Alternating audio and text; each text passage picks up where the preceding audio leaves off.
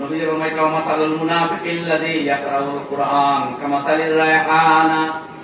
আরেক দল আসল নামদারি মুসলমান, দেখতে মুসলমান ভিতর কুফর, এর নাম হলো মুনাফিক। সেই মুনাফিকে যে কোরআন পাঠ করে, এই জমানার মুনাফিক হলো কোরআন পড়িতা, তিলাওয়াত করতা। বরং আরেক দল আসলা, এরা ওলা কোরআন পড়িতা, এর কোরআন শুনি আপনি মুগ্ধ হইবা, কিন্তু তার কোরআন পাঠ নবীজি ফরমাইতা লা ইউজাউযু হানাজিরাহুল কুরআন, কোরআন তার গলার এই হাড়ে মিশে যায় না। ও মুখেও তিলাওয়াত করে, মুখেও থাকে, তার জিন্দেগি, তার কালচার, তার পরিবার কোরআন মুখে হয় না, তার সিনাত কোরআনের কোনো আসর হয় না। আল্লামা ইবনে বাত্তাল রাহমাতুল্লাহ আলাইহি এই ফরমাইতা যে ঈমান ছাড়া কোরআন পড়ে তার জাহির দুরুস কইলেও বাতিনের কোনো প্রভাব পড়ে না। ও যখন মুনাফিক, এত কোরআন মানে না, এর লাগি গান পাঠ করলেও তার জিন্দেগির কোনো আসর পড়ে না। মাঝে মাঝে যেমন যেন মুসলমান ভাই হলে ইলা গজল পড়ল, মুসলমান হয়ে কাটা কোরআন তিলাওয়াত করতা। আরবি মাত্রা ইন্ডিয়ার মধ্যে কয়েকশো হাজারের মতো অমুসলমান হল আছেন, যারা জওহরলাল নেহরু ইউনিভার্সিটি, উসমানিয়া ইউনিভার্সিটি আরবি পড়ে, ইসরায়েল গিয়া মোটা অঙ্কে চাকরি করতো, মোটা অঙ্কের বেতন পাই। তারা আরবিকে অনবর আপনার কাছে বেশ কথা বলতে পারে। আমার সাথী একজন তাই কাটার তখন তো বাড়িতে গিয়েও দেখি অনলাইনে ক্লাস করাই, আমার দেখাই যায় একদিন বলে ওদের হয়েছে একটা খ্রিস্টান, ইলা আরবি রিপ্লাই দেয়। আমি দেখলাম তার মোবাইলে, দেখলাম সব হলটা আমি বুঝি না, এটা জটিল আরবি এই কে আছে পরীক্ষা অনলাইনে রিপ্লাই দেয়।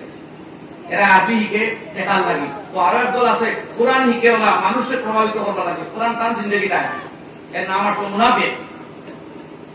নবীজি এর উদাহরণ দিতেন, তার উদাহরণ কামাসালির রায়হানা, ও গাছের মতো খুব সুগন্ধ, মগরের স্বাদ অত্যন্ত তিক্ত।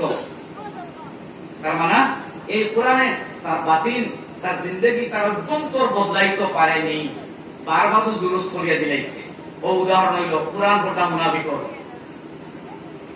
ওমাসালুল মুনাফিকিল্লাযী লা ইয়াকরাউল কুরআন কামাসালিল হানজালা তা'মুহা মুররুন ওয়া লা রিহা লাহা আও কামা ক্বালা আলাইহিস সালাতু ওয়াস সালাম।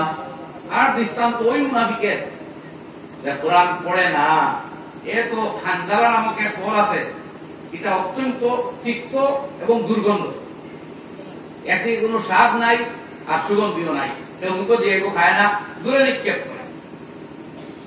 নবীজি তার উদাহরণ দিলেন। এই জন্য এই কোয়ালিটির মানুষ আছে, কোরআন পড়তো, নমাজও বাইতো, কিন্তু ভিতর দিক দিয়ে সে মুসলমান নয়।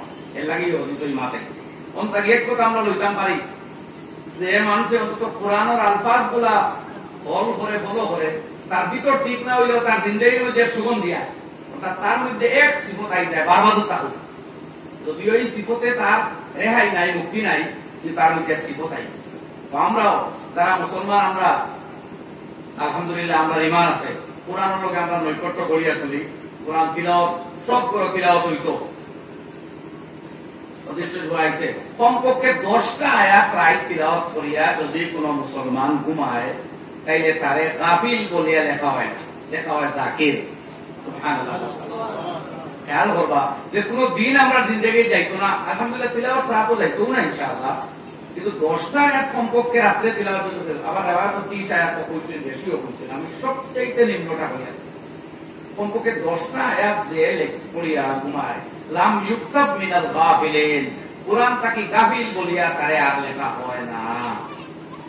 এর লাগি ভাই আমরা অন্তই শুরু করি আর কোরআনের লগে নৈকট্য বাড়াই, আল্লাহর দরবারে মাঙ্গি আমরা দুনিয়া কান্দে আল্লাহ শান্তি করে দেব, আমরা ঈমান ইসলাম হইয়া আমরা চলি, সারা দুনিয়ার মানুষও চলুক, আর দুনিয়াতে আল্লাহ শান্তি সম্প্রীতির ফয়সালা করুক, জালিম মহল জুলমর উচ্ছেদ ঘটাক আল্লাহ। আমিন। ওয়া আখিরু দাওয়ানা আলহামদুলিল্লাহ।